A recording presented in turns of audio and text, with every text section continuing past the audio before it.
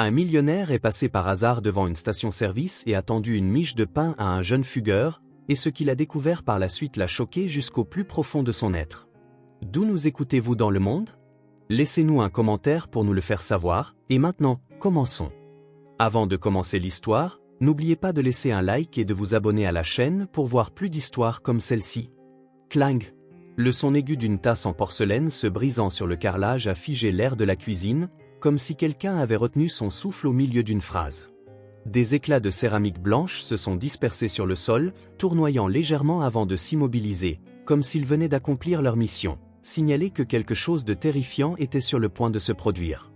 Elia Carter, 10 ans, est resté immobile, les mains suspendues en l'air comme s'il venait de lâcher quelque chose. Ses yeux étaient fixés sur les morceaux brisés, sa paume conservant encore la chaleur de la tasse qu'il avait tenue. Il savait qu'il n'avait pas seulement cassé un objet ménager, il avait fracturé le silence dangereux qui régnait dans cette maison. Un léger grincement a retenti depuis le salon, et Elia n'a pas eu besoin de regarder pour savoir qui arrivait. Edward Carter, son père, est apparu dans l'encadrement de la porte, tel un bloc de pierre sombre, immobile et froid. Edward n'avait pas besoin de parler pour être effrayant, sa seule présence suffisait. Le dos droit, une chemise blanche boutonnée jusqu'en haut comme s'il sortait de l'église, tout en lui était d'une propreté rigide. Les cheveux plaqués en arrière, le menton rasé de près, des chaussures qui brillaient toujours. Mais ce qui glaçait le plus Elia, c'était ses yeux gris. Pas en colère, pas émotifs, juste observant tranquillement, comme s'ils attendaient une erreur pour justifier une punition. Il n'allait pas à l'église pour prier, mais pour réaffirmer son droit de juger les autres, et dans cette maison, Elia était toujours celui qui était jugé. Son père l'a dévisagé pendant quelques secondes, pas durement, mais assez pour qu'Elia se sente exposé, comme s'il se tenait nu dans un courant d'air glacial. « Encore toi », a dit doucement Edward. La vaisselle du Seigneur n'est pas faite pour des mains négligentes.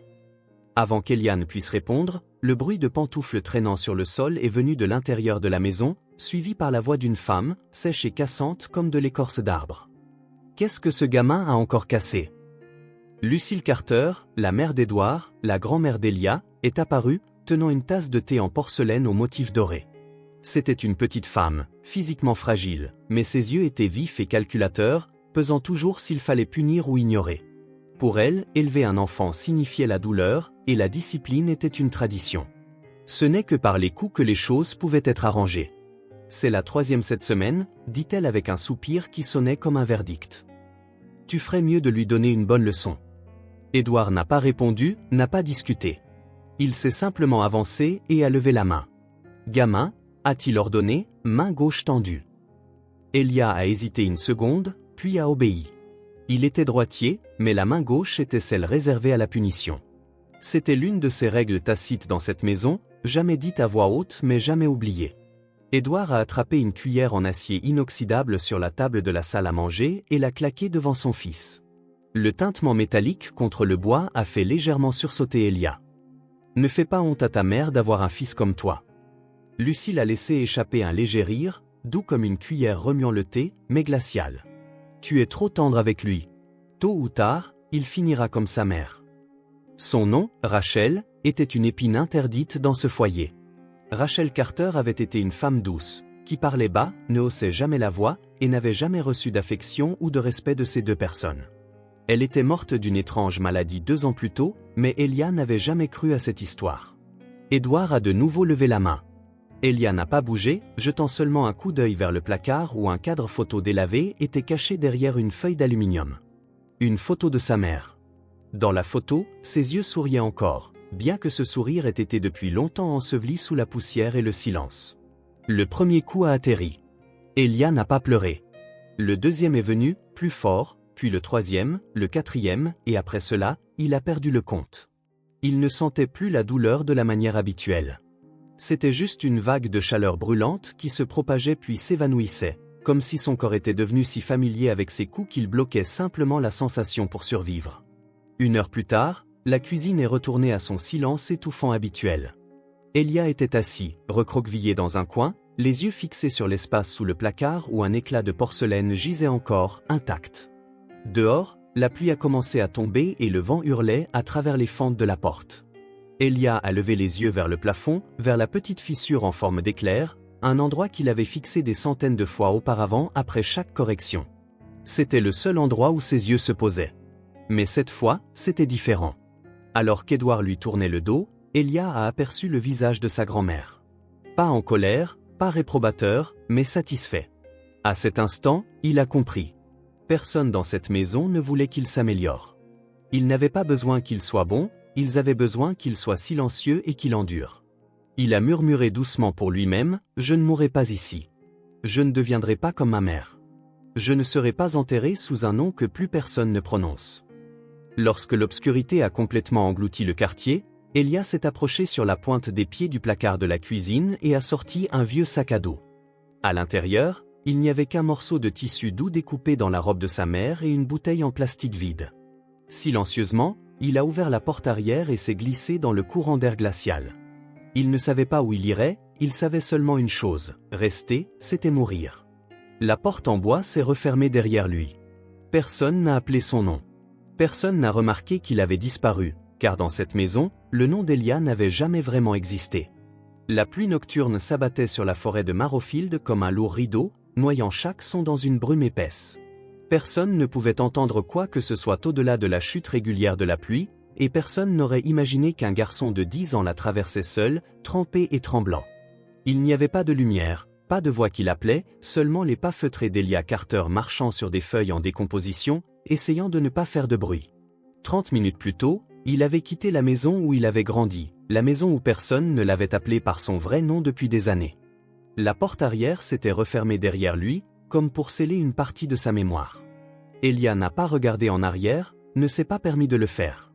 Sous la canopée ruisselante, il se baissait, se pressant contre les racines des arbres, ses yeux ne quittant jamais les branches qui lui bloquaient le chemin. Il n'avait ni carte, ni lampe de poche, seulement son instinct, un instinct nourri par la peur. Il se tenait à l'écart du chemin de terre menant à la ville, restant caché dans l'ombre. Si quelqu'un passait en voiture et voyait un enfant errant seul, il pourrait s'arrêter, mais pas pour aider. Ce pourrait être Lucille, ce pourrait être son père.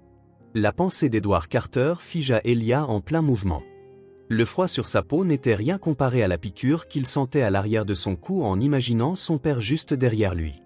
Ses mains étaient rudes, mais sa voix était douce comme un cantique d'église. C'était cette douceur qui donnait la chair de poule à Elia. Dans les bois, l'odeur de la terre humide mêlée à la mousse et à la résine des arbres créait un air épais et suffocant. Chaque fois qu'une branche effleurait son visage, il sursautait, pensant que quelqu'un lui attrapait la manche. Et chaque fois que le vent sifflait à travers les feuilles, Elia tournait la tête, vérifiant derrière lui. Une fois, il a cru entendre quelqu'un appeler son nom. Elia. Il s'est arrêté net. Personne. Seulement le vent qui serpentait entre les troncs inclinés. Mais à l'intérieur de lui, cet appel tranchait sa mémoire comme une lame. Après près d'une heure de marche pénible à travers la forêt, Elia était épuisé. Il s'est arrêté près d'un arbre tombé, s'est assis et a expiré brusquement, puis s'est forcé à se relever. Il savait que s'il s'asseyait trop longtemps, il ne se relèverait jamais. Un bruissement soudain est venu d'un buisson voisin. Il a bondi sur ses pieds, reculant par instinct. De l'obscurité a émergé un petit chien errant, son pelage emmêlé et humide, ses yeux dorés brillant faiblement dans la nuit. Ils se sont regardés, l'un épuisé, l'autre affamé. Elia n'a pas couru. Il a simplement levé lentement la main. Le chien n'a pas aboyé. Il a grogné doucement, puis s'est détourné, disparaissant comme s'il n'avait jamais été là. Mais même cette brève rencontre a suffi à envoyer des tremblements à travers le corps d'Elia, comme des griffes raclant sa peau. Vers minuit, il a atteint une pente douce où un sentier étroit traversait une partie de la forêt moins dense. Là, pour la première fois, Elia a vu la lueur d'un feu, une petite flamme près de la base d'un arbre couvert de mousse. Dean Foster, un sans-abri connu pour errer dans les bois, était assis là, appuyé contre un sac à dos déchiré, fumant sa dernière cigarette. Les habitants de la ville avaient affublé Dean de nombreux noms, fou, vagabond, tueur de femmes. Mais Elia ne savait rien de tout cela. Il ne voyait qu'un étranger dans la forêt, et c'était suffisant pour le faire s'arrêter net. Dean a levé les yeux vers Elia. Une tempête comme celle-ci, et il y a encore quelqu'un qui se promène, a-t-il dit doucement, sa voix rauque mais pas menaçante. Elia se tenait à près de 20 pas. Il n'a pas bougé, son cœur battait la chamade. Un de ses pieds était engourdi, mais il a gardé l'équilibre. Dean a lentement levé la main, sans faire le moindre mouvement pour s'approcher. Si tu fuis quelqu'un, je ne poserai pas de questions, a-t-il dit, la voix stable. Je te dis juste qu'il y a une petite crête de pierre plus loin. Suis-la et tu éviteras la route de patrouille, si tu veux continuer à avancer. Elia a fait un petit signe de tête, la première réponse qu'il avait donnée depuis qu'il avait quitté la maison. Mais il n'a rien dit et ne s'est pas approché du feu. Il a continué à marcher, happé par l'obscurité, sans jamais regarder en arrière. Dean l'a regardé partir, puis a marmonné pour lui-même, il n'a pas pleuré. Exactement comme j'étais. Elia a continué à marcher. Son dos lui faisait mal, ses genoux le brûlaient, mais il se sentait plus certain à mesure qu'il dépassait les buissons épais. Comme Dean l'avait dit, il y avait une petite pente rocheuse. Il s'est accroché aux branches des arbres pour grimper, glissant plusieurs fois, mais il n'a pas abandonné. Le ciel a commencé à pâlir, le brouillard s'est épaissi, brouillant tout devant lui. Mais dans cet air fin et froid, il y avait une odeur étrange, de l'huile, du fer rouillé et de la vieille essence, un mélange qu'Elia n'avait jamais connu dans la forêt. Il a tourné à gauche. Quelques minutes plus tard, il l'a vu, une petite station-service délabrée. L'enseigne au néon rouge clignotait faiblement, une partie du panneau était cassée. Personne ne surveillait, pas de voiture, juste un mur taché à l'arrière et une pompe à essence rouillée. Elia a contourné le bâtiment et a trouvé un coin caché entre deux murs. Il s'est assis, a posé son sac à dos sur ses genoux et l'a serré fort, comme si tout ce qui lui restait au monde était à l'intérieur. Il s'est endormi là, au milieu de l'odeur d'huile, du brouillard flottant et du vent doux. Il ne savait pas que cet endroit deviendrait un tournant, que pour la première fois de sa vie, quelqu'un s'arrêterait et le verrait vraiment. Le soleil matinal à la campagne brillait rarement de mille feux. Il effleurait légèrement le vieux toit en tôle, projetant une lumière gris pâle sur la vitre poussiéreuse de la station-service de l'autoroute 87, comme des cendres pas encore retombées. Un rayon de soleil a touché les yeux mi-clos d'Elia, aussi fin que de la soie, mais suffisant pour le faire bouger légèrement, puis ouvrir lentement les yeux, comme quelqu'un revenant d'un rêve sans nom. Personne n'a vu ce moment. À l'intérieur de la station, Tyler, un jeune pompiste d'une vingtaine d'années, mâchait du chewing-gum avec un écouteur dans l'oreille. Quand il a remarqué Elia à travers la vitre embuée, il a levé les yeux au ciel. « Et, tu vois le gamin là-bas » a dit Tyler à un ami derrière le comptoir. « Encore un » a haussé les épaules l'autre. Il attend probablement ses parents. Tyler a souri, a ouvert une armoire et a sorti une bouteille d'eau à moitié pleine. Il est sorti, a jeté la bouteille vers Elia. Elle a roulé quelques fois et s'est arrêtée au pied du garçon. « Tiens, bois là ou non. Mais ne reste pas assis là toute la journée, » a dit Tyler sans s'arrêter, puis il est rentré, comme s'il venait de sortir les poubelles. Elia ne l'a pas ramassée tout de suite. Il a longuement fixé la bouteille, comme s'il se demandait si elle était potable, plus sincèrement, s'il était digne de la ramasser. Une minivan argentée s'est arrêtée à la pompe numéro 3. De la banquette arrière, une petite fille aux cheveux bouclés a pointé du doigt Elia. « Maman, ce garçon est assis par terre. » La femme s'est tournée, a hésité une seconde, puis a doucement ramené sa fille sur son siège. Ne regarde pas, les enfants bien élevés ne se mêlent pas des affaires des autres. La vitre de la voiture est lentement remontée, fermant la vue entre les yeux curieux de l'enfant et le regard vide de la mère. Un chauffeur de camion est descendu, tenant un café chaud qu'il venait d'acheter. « C'est quoi ce gamin là-bas » a-t-il demandé à Tyler en passant. Tyler a haussé les épaules en ouvrant un soda. « Il est là depuis ce matin. Il ne dit rien, ne demande rien. Pourvu que la presse ne mette pas la main dessus, » a marmonné l'homme avant de retourner à sa cabine. Il a fermé la porte avec son coude, a fait vrombir le moteur et est parti, comme pour chasser le problème de son esprit. Personne ne s'est arrêté, personne ne s'est approché. Elia a relevé sa capuche pour se protéger du soleil. Il a dessiné des spirales dans la poussière, puis les a effacées, puis les a redessinées, encore et encore. Dans cette station-service, les gens allaient et venaient. Il laissait derrière eux l'odeur d'essence, l'arôme de café instantané et l'écho des klaxons. Personne ne lui a rien demandé, personne ne s'en souciait. Et étrangement, Elia s'y sentait plus en sécurité que n'importe où ailleurs. Il n'avait plus à écouter les bruits de pas dans la maison, plus à deviner l'humeur d'un adulte avant de parler, plus à se préparer chaque fois qu'il entendait le bruit d'un verre brisé, d'une cuillère qui tombe ou d'une porte qui claque au milieu de la nuit. Il n'y avait personne ici pour appeler son nom de ce ton vide, comme s'il n'appartenait pas à une personne mais juste à une autre tâche à régler. L'endroit derrière la station-service était froid, dur et rugueux. Personne ici ne l'aimait, mais personne ne le touchait avec une main étranglante ni ne lui parlait d'une voix imbibée d'amertume. Une légère brise est passée, transportant l'odeur de vieille essence, de poussière et un léger effluve de pain provenant d'un food truck de l'autre côté de la route. Elia n'a pas levé la tête, mais il a cru entendre des pas. Pas pressés comme tous les autres avant. C'étaient des pas lents, réguliers, bas. Pas trop près, pas trop loin. Il n'a pas levé les yeux, mais pour la première fois depuis des jours, il n'avait pas peur des bruits de pas. Le vent matinal de la campagne soufflait, sec, sur la station-service de l'autoroute 87, emportant avec lui l'odeur d'huile, la fraîcheur de l'air matinal et un soupçon d'échalotes frites provenant du food truck de Gloria, de l'autre côté de la rue. Son camion rouge était toujours garé au même endroit chaque lundi. Pain chaud, café bon marché et vieille musique de jazz diffusée par une radio à cassette, comme si tout était devenu un rituel pour les camionneurs de passage. Une Lincoln Continental grise argentée s'est arrêtée. Le moteur s'est éteint, la portière s'est ouverte. Monsieur Whitmore, bien au-delà de la soixantaine, est sorti. Grand et large d'épaules, un homme qui semblait habitué à porter des choses lourdes, et pas seulement physiquement. Son visage était sévère, marqué de rides profondes autour des yeux, non pas dû au rire, mais au fait d'avoir trop vu et trop peu dit. Il avait été l'un des hommes les plus riches de l'État, propriétaire d'une chaîne de propriétés s'étendant de Chicago à Seattle, autrefois surnommé le Tycoon silencieux par Forbes pour sa fortune et sa vie discrète. Il s'est dirigé vers la pompe, prêt à faire le plein, quand il s'est soudainement arrêté en apercevant une petite silhouette affalée contre le mur derrière la pompe. Recroquevillé, la tête baissée, une vieille veste, les bras enroulés fermement autour d'un sac à dos déchiré. « Qui est ce garçon » a-t-il demandé, sa voix grave et calme, pas vraiment inquiète, mais plutôt empreinte d'une attention sincère. Tyler, le pompiste, écouteur aux oreilles et essuyant la vitrine, a haussé les épaules. Il est là depuis des jours. Ne parle pas, ne demande rien. Tout le monde le voit, mais tout le monde est pressé. Monsieur Whitmore est resté silencieux quelques secondes. Il a de nouveau regardé l'enfant, toujours muet, comme si le monde l'avait transformé en pierre. Puis il s'est retourné et s'est dirigé vers le food truck de Gloria. Il a pris une baguette encore chaude et a simplement dit « sans beurre, merci ». Puis il est revenu. Elia l'avait déjà vu. Il avait entendu la conversation. Comme toujours, s'était préparé, prêt à se tendre si l'étranger s'approchait trop.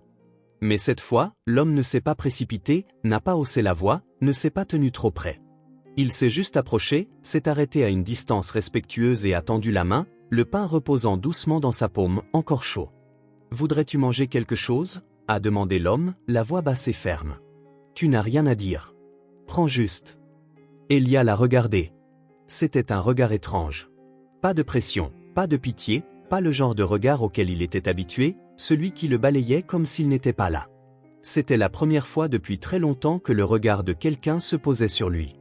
Il a baissé la tête, a pris le pain à deux mains, n'a rien dit, et est resté assis, immobile. Monsieur Whitmore a fait un léger signe de tête et s'est retourné pour partir. À ce moment, un petit camion s'est garé de l'autre côté de la rue. Une femme en est sortie, cheveux argentés soigneusement attachés, silhouette mince, portant 2 sacs de courses du marché. Elia a levé les yeux, puis a de nouveau baissé le regard. Mais à cet instant précis, ses yeux ont croisé les siens. Lucille Carter, sa grand-mère. En une fraction de seconde, son souffle s'est coupé, son corps s'est raidi. Tout autour de lui a semblé s'estomper, les voix, les voitures, le vent. Il n'entendait plus rien, seulement ses yeux, froids, durs, vifs comme du fer chaud, des yeux qu'il ne connaissait que trop bien, ceux des nuits pluvieuses, des dîners non mangés, des coups qui venaient sans raison. Elia a tiré sa capuche sur son visage, s'est reculé contre le mur, son cœur battant comme s'il allait éclater. Il a commencé à trembler, mais cette fois, ce n'était pas seulement de la peur, c'était l'instinct de fuite, son corps réagissant au danger avant que son esprit ne puisse suivre. Il savait que si elle le voyait, si elle appelait son nom, il serait ramené de force. Personne ne le croirait, personne ne le défendrait, et ce serait une autre nuit comme la dernière, ou pire. De loin, Monsieur Whitmore a aussi vu la scène. Il a vu le garçon trembler, ses yeux non plus vides, mais remplis d'un désespoir silencieux. Le même regard qu'il avait lui-même porté la nuit où sa mère était partie pour ne jamais revenir, quand il avait 12 ans. Il a regardé le pain serré dans les mains du garçon, comme si c'était une bouée de sauvetage. À ce moment, Elia s'est retourné et l'a regardé, un regard si urgent qu'il n'avait pas besoin de mots. Monsieur Whitmore s'est approché lentement. « Tu n'as pas besoin d'expliquer, » a-t-il dit, la voix calme et ferme. « Je ne sais pas ce que tu as traversé, mais si tu as besoin d'aide, je suis là. » Elia s'est levé, sa main agrippant la sangle de son sac à dos. Il n'a pas parlé, n'a pas pleuré, mais il s'est dirigé vers l'homme de son propre chef, comme s'il venait d'ouvrir une porte qu'il pensait n'avoir jamais existé. Lorsque la Lincoln s'est éloignée de la station-service, Lucille s'était déjà détournée, ne réalisant pas qu'Elia était assis sur la banquette arrière, le visage contre la vitre, ne regardant même pas en arrière. Ils ne savaient pas où ils allaient, mais pour la première fois depuis très, très longtemps, ils savaient qu'ils ne reviendraient pas. L'odeur de vieux pain et une lumière douce filtrant à travers les lattes des rideaux furent les premières choses qui touchèrent ses sens lorsqu'il entra dans la maison. La demeure de M. Whitmore n'était pas grande, mais elle était ordonnée et doucement chaleureuse, comme si elle avait autrefois été remplie de rires, des rires maintenant soigneusement rangés dans un tiroir, plus bruyants mais jamais partis. M. Whitmore posa le sac à dos du garçon près de la porte, puis se dirigea silencieusement vers la cuisine où il commença à faire bouillir de l'eau. Il ne posa aucune question, ne donna aucune instruction. La maison semblait comprendre que le garçon avait besoin de temps pour s'habituer à tout, y compris à lui-même. Elia resta immobile dans le hall d'entrée, ses yeux parcourant le mobilier simple, un fauteuil usé, une horloge grand-père arrêtée à 10h15, une pile de vieux livres bien rangés près de la cheminée. Sur une petite étagère, il vit un cadre photo, une femme au sourire doux et aux cheveux blonds bouclés et soyeux. Le cadre était gravé du nom de Martha. Un peu plus tard, M. Whitmore posa 2 tasses d'eau chaude sur la table, une pour lui, une pour le garçon. Puis, comme s'il se souvenait soudain de quelque chose d'important, il demanda doucement « Je ne sais pas comment t'appeler ». Le garçon leva les yeux pour la première fois, droit dans ses yeux. Il y eut une lueur d'hésitation, puis il parla très bas « Elia ». M. Whitmore hocha légèrement la tête, comme si ce nom venait de compléter une pièce manquante d'un puzzle. Ce nom remua quelque chose de profond en lui, le souvenir d'un jeune frère disparu quand ils étaient tous 2 enfants. C'était la première fois qu'il avait vraiment su ce que signifiait l'impuissance. « Elia » répéta-t-il, la voix basse. « Voudrais-tu prendre une douche ?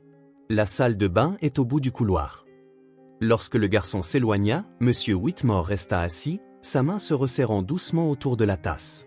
Dans son esprit, de vieilles images refirent surface. La vieille maison du Missouri, l'odeur du bois, le vent sifflant à travers les fissures en hiver, et un petit garçon, lui-même, les mains violettes de froid, recroquevillé près de la cheminée, écoutant son père crier tout en essayant de ne pas pleurer.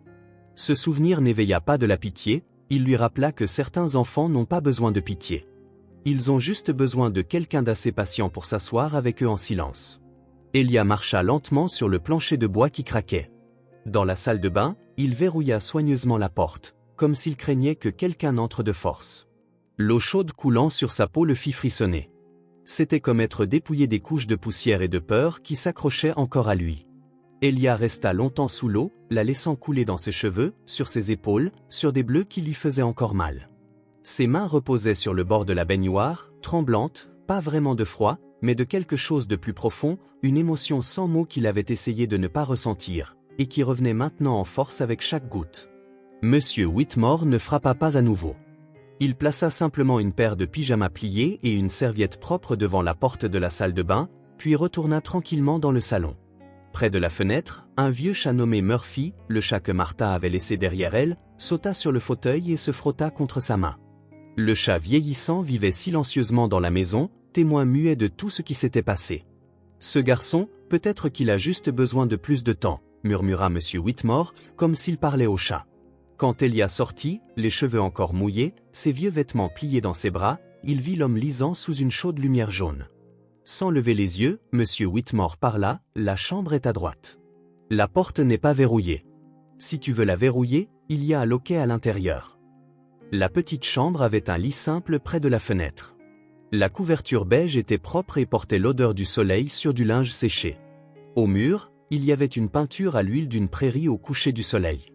Pas de télé, pas de murmure, seulement un silence si profond qu'il ressemblait à une étreinte invisible. Elia s'assit sur le lit, ses yeux parcourant à nouveau la pièce, puis s'arrêtèrent sur une photo de Martha, une vieille photo légèrement délavée à côté d'un petit pot de cactus. Il toucha doucement le cadre. Il ne savait pas pourquoi, mais son visage l'apaisait, comme lorsque sa mère posait sa main sur son front pour vérifier s'il avait de la fièvre. Cette nuit-là, Elia ne pleura pas. Il resta simplement allongé, les yeux ouverts, fixant le plafond. Et dans un demi-rêve, quelque part entre le sommeil et l'éveil, il sentit une main sur son front. Pas froide, pas lourde, pas douloureuse. Une main posée là tranquillement, comme une promesse que le matin viendrait, et qu'il serait toujours là, dans un endroit où personne ne vous réveille en criant. Pour la première fois depuis de nombreuses nuits, Elia s'endormit. Pas de cauchemar, pas d'obscurité, juste un sommeil, avec une porte et un mur qui restaient chauds. Le matin à Marrowfield gardait son calme habituel, mais l'air portait quelque chose de différent, comme si la ville retenait son souffle, attendant que quelque chose de non dit se produise. La lumière du soleil filtrait à travers la fine brume, se posant sur les vieux toits en bois et les balustrades des porches. Le vent passait à travers les feuilles d'érable changeantes avec une patience silencieuse, comme s'il attendait que quelque chose change. Dans la maison en bordure de la ville, M. Whitmore versa 2 tasses de thé chaud. Se tenant près de la porte de la chambre, il frappa doucement. « Elia, il est temps de se lever. Le petit déjeuner est prêt. » Il n'y eut pas de réponse. Il poussa la porte et vit Elia, toujours recroquevillé dans la couverture, les yeux grands ouverts, fixant silencieusement le plafond. Monsieur Whitmore posa le thé sur la table de chevet. « As-tu rêvé de quelque chose » demanda-t-il doucement. Elia secoua la tête. Quand il s'assit, le col de sa chemise glissa de son épaule, révélant des bleus sombres le long de son dos. Monsieur Whitmore se figea. « Elia, dit-il, la voix rauque, que t'est-il arrivé » Elia remonta sa chemise et baissa la tête, ne disant rien. Monsieur Whitmore s'assit à côté de lui, gardant une distance prudente et respectueuse. « Si quelqu'un t'a fait ça, j'ai besoin de le savoir. Pas pour juger, pour aider. » Un moment passa, puis Elia parla doucement. « J'ai été battu à la maison. » Plus aucun mot n'était nécessaire. Monsieur Whitmore l'emmena directement à la clinique Brandt, où l'infirmière Lucy Brandt, une femme d'une 40aine d'années, soigna doucement chaque bleu sur le corps d'Elia. Les blessures étaient superposées, des anciennes sur des nouvelles, impossibles à justifier comme des accidents. Lucy sortit, le visage sombre, les yeux légèrement rougis comme si elle venait de retenir quelque chose. Elle tenait le dossier médical d'Elia dans une main, les doigts agrippant légèrement le bord des papiers. « Il y a des signes de maltraitance à long terme, » dit-elle, la voix rude, non seulement de colère mais de chagrin. Dans ses yeux, il y avait un mélange complexe de professionnalisme, d'instinct et d'un regret sincère et lourd. Quelqu'un aurait dû voir ça plus tôt. Monsieur Whitmore hocha la tête. « Elia, peux-tu lui dire ce qui s'est passé » Le garçon resta silencieux un moment, puis murmura « C'était mon beau-père et ma grand-mère. Ils me frappaient quand je ne faisais pas mes devoirs, quand je renversais de l'eau, quand je ne disais rien. » Lucy se leva puis parla doucement à Whitmore. « Je dois appeler la police. C'est grave. »« Faites-le, répondit-il. Je m'occupe du reste. » Au moment où le shérif Nolan arriva, Elia était toujours assis sur la table d'examen, les bras enroulés autour de lui. « Comment tu t'appelles, mon garçon » demanda Nolan. « Elia Carter. »« Edward Carter est ton père ?»« Mon beau-père. Et Lucille Carter est ma grand-mère. »« Pouvez-vous vous occuper de ce garçon » demanda le shérif. « Je ne vais pas seulement m'occuper de lui » répondit M. Whitmore.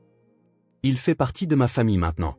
Il n'est pas entré dans ma maison par le sang, mais par la confiance, et je ne laisserai plus personne lui faire de mal. » Sur le chemin du retour, Nolan s'arrêta à l'épicerie Holloway. June était en train de réapprovisionner l'étagère de biscuits quand elle le vit entrer. « Bonjour, Nolan. Quelque chose ne va pas ?»« June, as-tu déjà vu un garçon avec Edward Carter ?»« Oui, il passait par ici. Plus récemment.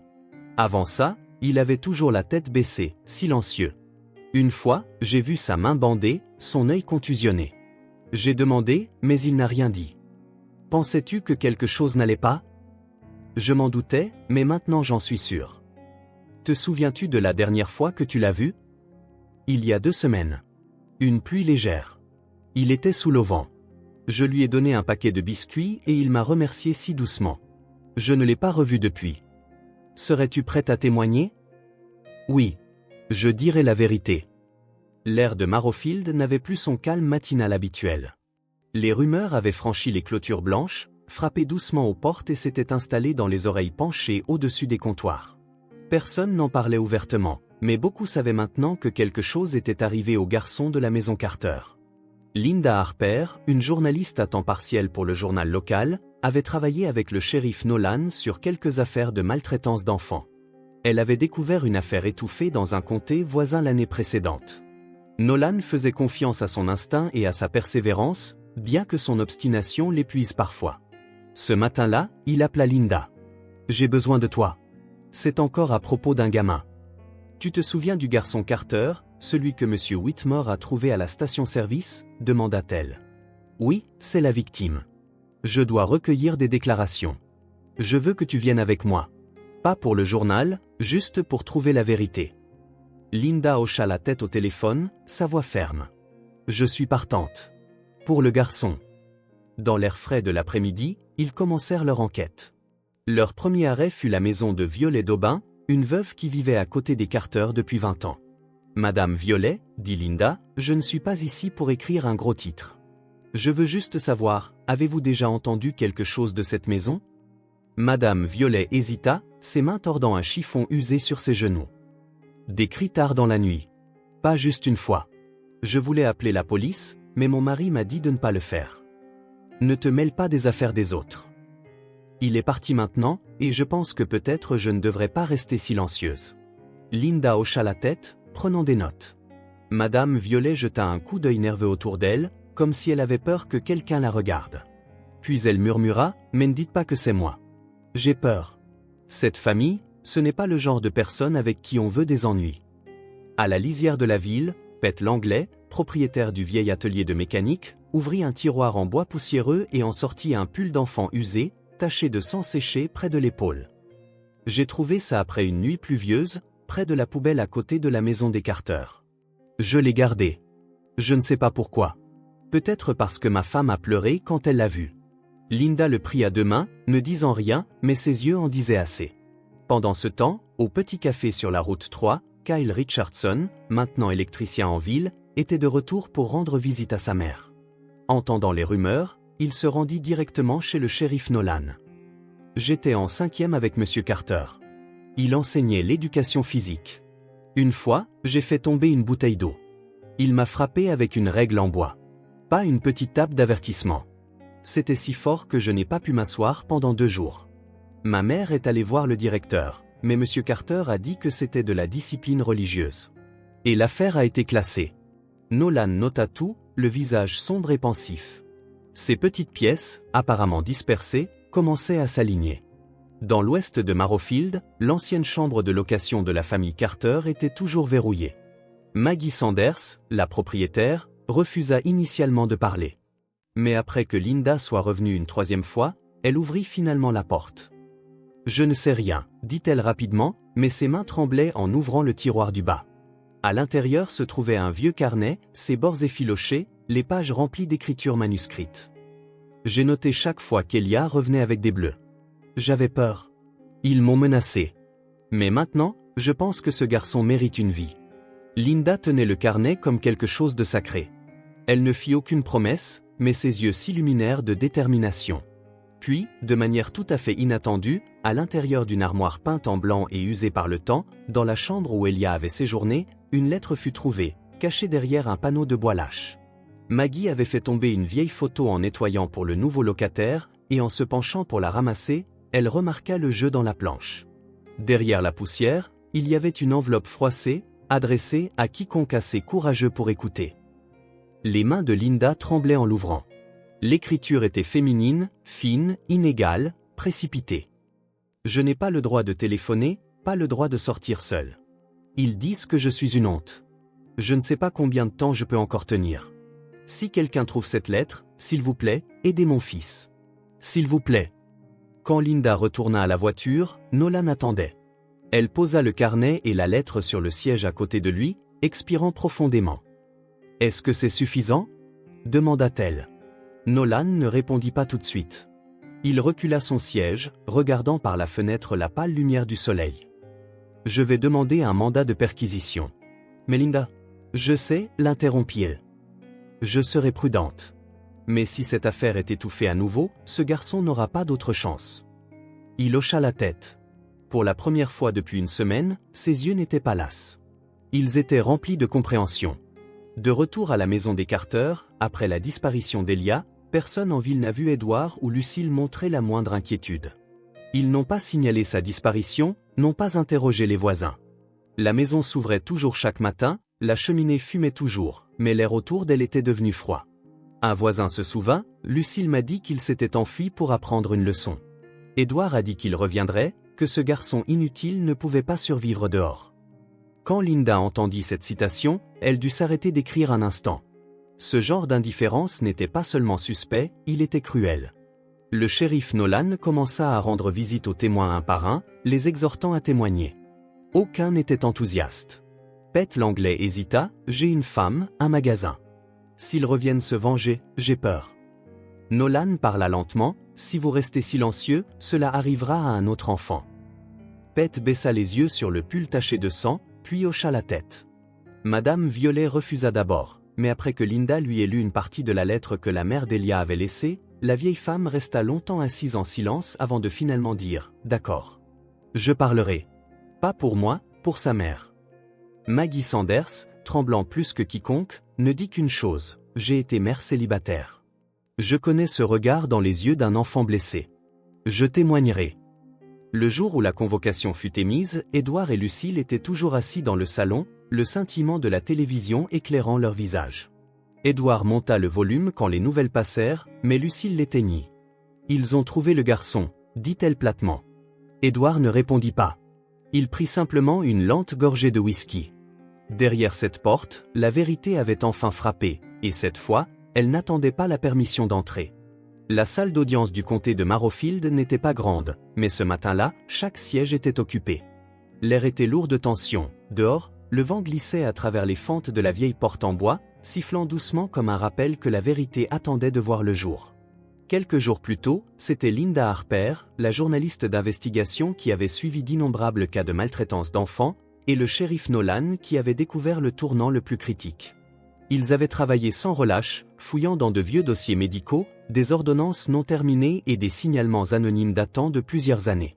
Dans une archive poussiéreuse de la clinique de Marrowfield, Linda a trouvé un dossier détaillant comment la mère d'Elia s'était vue prescrire de fortes doses de sédatifs, non pas une fois, mais mensuellement. Elle n'était pas malade, a dit Linda en posant le dossier devant Nolan. On la poussait à bout. En même temps, Nolan a contacté le docteur Mason, le médecin qui avait autrefois traité Madame Carter, et a confirmé que la cause enregistrée de son décès était une insuffisance respiratoire aiguë due à une surdose de sédatifs. Mais en examinant les déclarations originales, les détails étaient vagues et manquaient de toute enquête approfondie. La voix de Linda s'est abaissée alors qu'elle remettait les documents. Vous savez ce qu'ils ont fait? Ils ont utilisé la foi, l'autorité et la peur pour la maintenir silencieuse. Une fois les découvertes vérifiées, Nolan est allé voir M. Whitmore dans la lumière chaude de sa bibliothèque. Le garçon le sait, a demandé Nolan. Pas encore, a répondu Whitmore. Je le laisse décider quand il sera prêt. Mais nous avons besoin de son témoignage, a insisté Nolan. Cette fois, les preuves pourraient étayer une accusation d'homicide involontaire, ou pire. Whitmore hocha lentement la tête, puis se dirigea vers le salon, où Elia était assis en tailleur sur le sol, tenant Murphy le chat sur ses genoux. « Elia, dit-il en s'agenouillant à côté de lui. Ils ont trouvé quelque chose à propos de ta mère. » Elia sursauta, ses yeux s'écarquillant en regardant M. Whitmore, mais il ne parla pas. « Elle n'est pas morte dans un accident, » continua l'homme, sa voix stable. « Elle a mis fin à ses jours, Elia. Parce qu'elle ne pouvait plus supporter ce qui se passait. Et elle avait peur que tu subisses la même chose. » Elia serra fort le chat, sa voix se brisant. « Je ne veux pas aller au tribunal. J'ai peur. » M. Whitmore ne l'interrompit pas. Il sortit simplement une petite boîte en fer-blanc de son manteau, l'ouvrit et la tendit au garçon. « Ta mère m'a envoyé cette lettre, » dit-il doucement, quand elle essayait de s'échapper. Elle n'a pas réussi. Elia prit l'enveloppe, ses mains tremblant en l'ouvrant et en commençant à lire. La voix de sa mère prit vie sur la page, fragile mais claire. « Il contrôle tout. Lucille dit que je fais honte à la famille. Édouard, lui, dit que son fils est une malédiction.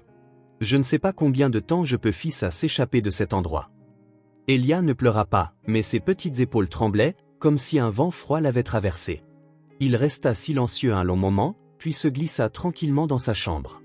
Cette nuit-là, Elia ne dormit pas. Il se recroquevilla dans son lit, serrant la lettre comme si c'était la dernière clé d'une vérité enfermée depuis des années. Dans l'obscurité, les souvenirs affluèrent comme une inondation. Les cris de son père, le regard froid de sa grand-mère, l'odeur âcre de l'antiseptique, le sang séché sur sa peau et le corps immobile de sa mère à côté d'un flacon de pilule vide. Il serra la lettre fort, comme si c'était le dernier morceau d'elle qui vivait encore. Et à l'intérieur de lui, la peur commença lentement à céder la place à quelque chose de plus ancien et de plus profond, une colère silencieuse, longtemps enfouie, qui remontait maintenant à la surface après des années sous l'eau. Lorsque la lumière de l'aube se glissa dans la pièce, Elia sortit. Ses yeux étaient rouges de fatigue, mais sa voix était ferme. « Monsieur Whitmore, j'irai. Je parlerai. » Le procès commença. Elia monta à la barre des témoins, et la première chose qu'il sentit ne fut pas sa voix, mais les battements de son cœur contre ses côtes. En face de lui étaient assis Lucille et Édouard, déjà en place. Sa grand-mère, froide comme la pierre, le visage rempli de mépris. Édouard, mince, débraillé, un homme qui avait l'air vivant mais jamais vraiment éveillé. Un seul regard de Lucille, le même regard qui le figeait autrefois sur place, suffit à faire vaciller Elia. Il détourna la tête, les jambes tremblantes, une main agrippant l'endroit de sa chemise où la lettre était cachée. « Tout va bien », murmura Amanda Blake, l'avocate qui avait aidé M. Whitmore à obtenir la garde et qui avait passé des semaines à gagner doucement la confiance d'Elia. Amanda, la quarantaine, les cheveux attachés en arrière et les yeux aiguisés par l'expérience, attendit patiemment. Elia prit une profonde inspiration et un souvenir fulgura, les yeux de sa mère juste avant qu'ils ne se ferment pour toujours. Il s'avança. « Comment vous appelez-vous » ? Elia Carter. « Pouvez-vous nous dire ce qui s'est passé » ? Il regarda autour de lui, puis baissa les yeux sur ses mains, noués fermement sur ses genoux. « Une nuit, j'ai renversé un verre d'eau.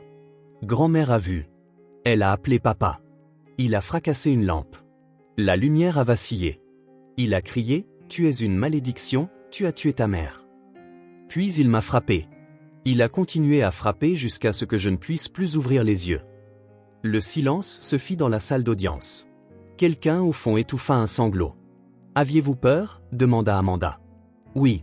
Mais je ne veux plus que personne ne souffre comme moi. » Il se tourna vers Édouard, et cette fois, il n'y avait pas de peur dans ses yeux, seulement un silence profond et froid. Monsieur Whitmore serra fermement l'accoudoir, ne regardant pas Édouard mais observant Elia, comme s'il voyait le soleil qu'il avait autrefois perdu se lever à nouveau à travers un autre. De l'autre côté, Édouard Carter était assis, immobile, la bouche serrée, les cheveux en désordre. Et quand Elia, sans le vouloir, se référa à Monsieur Whitmore comme papa lors d'une autre réponse, Édouard cligna des yeux pour la première fois depuis son arrestation. Il ne résista pas. Il était juste assis là, à la dérive. Lucille, quand son nom fut mentionné, se tourna pour foudroyer Elia du regard, ses yeux remplis de mépris. Mais cette fois, Elia ne baissa pas la tête. Il soutint son regard, non pas avec peur, non pas avec haine, juste avec les yeux calmes de quelqu'un qui avait survécu et n'appartenait plus à son monde. Lorsque l'audience fut suspendue, M. Whitmore sortit dans le couloir, les mains tremblantes. Linda Harper se tenait à proximité, griffonnant dans son carnet. « Ça va » demanda-t-elle. « J'ai autrefois perdu un fils » répondit-il doucement.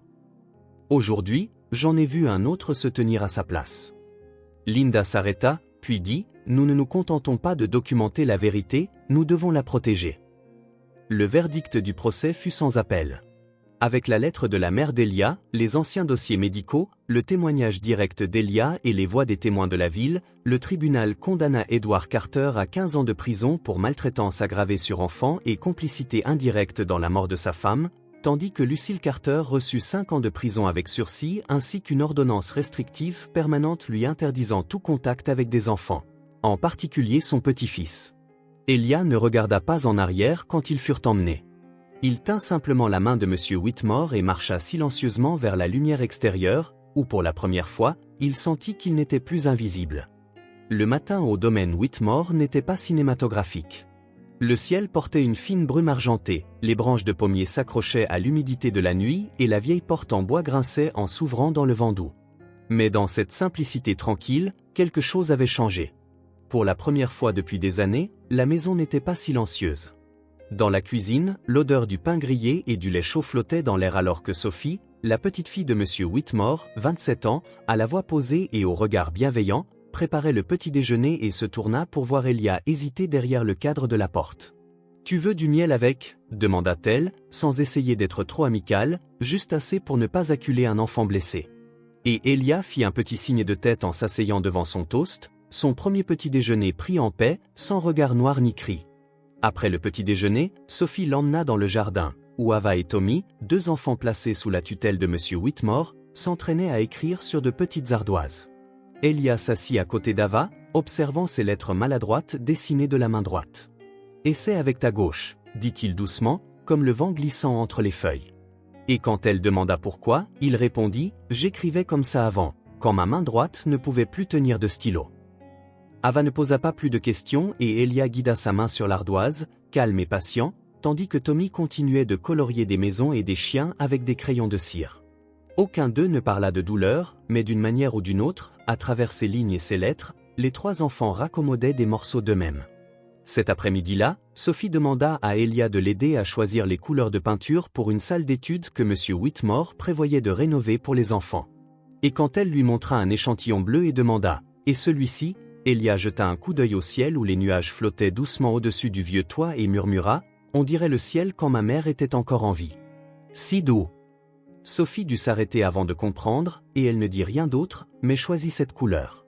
Cette nuit-là, Elia s'assit seul dans le bureau, la pièce où M. Whitmore lisait des livres avec son défunt fils, sous la douce lumière de la lampe de bureau.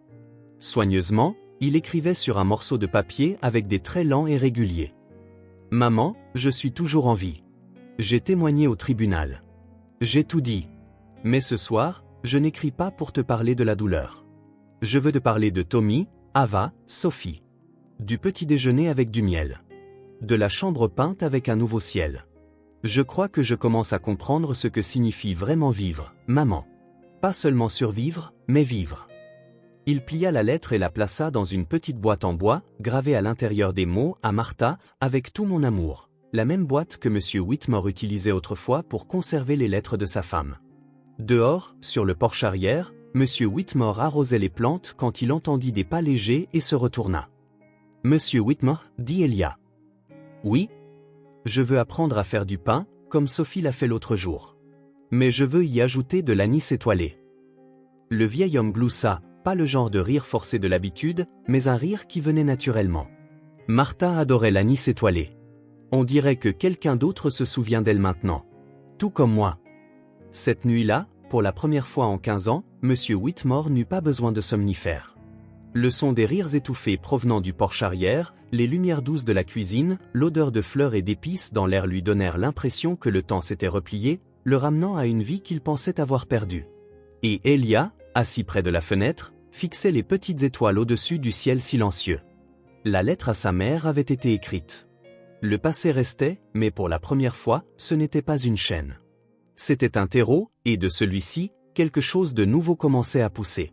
Le matin de l'inauguration de la Maison des Lumières n'était ni bruyant, ni criardement coloré, mais il portait un éclat tranquille, une sorte de lumière qui s'infiltre dans le sol, comme la rosée du matin après une longue nuit de pluie. C'était l'automne, le vent était doux et des feuilles d'érable dorées se posaient sur les épaules des gens, sur les marches en bois, puis descendaient lentement, comme pour enregistrer chaque petit moment de renaissance. Sous la porte en arche de pierre, où une simple inscription en laiton disait « Personne ne reste invisible pour toujours », les invités ont commencé à se rassembler. Ce n'étaient pas exactement des amis, ni des connaissances proches, mais la plupart avaient entendu l'histoire d'Elia, un enfant qui avait autrefois perdu sa voix à cause de la peur, se tenant maintenant à côté de l'homme qui s'était enfermé dans un vieux domaine pendant 15 ans, tous deux coupant le ruban rouge qui marquait le début de quelque chose de nouveau. Monsieur Whitmore portait un costume gris clair, simple mais impeccablement repassé, solennel sans être ostentatoire, juste assez pour montrer qu'il était celui qui avait posé les fondations de cet endroit. À côté de lui se tenait Elia, ne tremblant plus, mais portant toujours ce calme posé qui était devenu une partie de lui. Ses yeux n'esquivaient plus les regards des autres. Au lieu de cela, il les rencontrait, calmement et pleinement. À leur droite se tenait Sophie dans une robe bleu ciel douce, tenant un bouquet de lavande, la même fleur que Martha avait autrefois plantée autour de la maison. Tommy et Ava, les deux premiers enfants accueillis par la Maison des Lumières, couraient dans la cour, poursuivant des ballons bleus et jaunes, leur rire et leur pas rythmant les carreaux sous leurs pieds. Quand les ciseaux ont tranché le ruban, une salve d'applaudissements a éclaté. Les applaudissements n'étaient ni forts ni longs, mais ils étaient unanimes, fermes. Cela sonnait comme une reconnaissance tacite que cet endroit, autrefois le manoir froid d'un homme solitaire, avait été transformé par le courage et la patience en quelque chose de radieux. Dans la foule, un garçon aux cheveux bouclés, d'environ 6 ans, avec des yeux assez grands pour contenir un ciel, tira légèrement sur la chemise d'Elia. « Comment tu t'appelles » Elia baissa les yeux, un bref instant, une pulsation parcourut sa colonne vertébrale, car autrefois, c'était une question à laquelle il ne pouvait pas répondre. Il serait resté silencieux, la tête baissée, effrayé même par le son de sa propre voix. Mais aujourd'hui, sans avoir besoin de la permission de quiconque, sans chercher d'approbation, Elia se pencha et sourit. « Je m'appelle Elia. » C'était la première fois qu'il souriait à un étranger. Pas forcé, pas caché. Juste une simple salutation. Cet après-midi-là, après le départ des invités, Elia erra sur la propriété. Il marchait lentement, ses doigts effleurant les murs en bois fraîchement peints et les solides allées de briques. Tout était propre, robuste et chaud au toucher. Au bout de la rangée de bâtiments se trouvait une petite salle de classe, autrefois un vieux hangar de stockage, maintenant transformé en un espace rempli de lumière naturelle, de bureaux en bois soigné et d'un mur couvert de dessins colorés. Elia s'assit au bureau du professeur et sortit un carnet relié en cuir du tiroir, celui qui avait appartenu à Martha. Il ouvrit la première page, prit une profonde inspiration et commença à écrire. J'avais peur d'être oublié. Peur de devenir une ombre que personne ne pouvait voir, disparaissant dans les après-midi humides sans que personne ne le remarque. Je croyais autrefois que la douleur de mes souvenirs était tout ce qui resterait de moi. Mais maintenant, c'est différent. Maintenant, j'ai peur qu'il y ait encore des enfants comme moi, ignorés, réduits au silence, éteints. Et si je peux faire quoi que ce soit pour aider quelqu'un à être vu, alors je dois le faire. Parce que j'ai été vu. On m'a appelé par mon nom.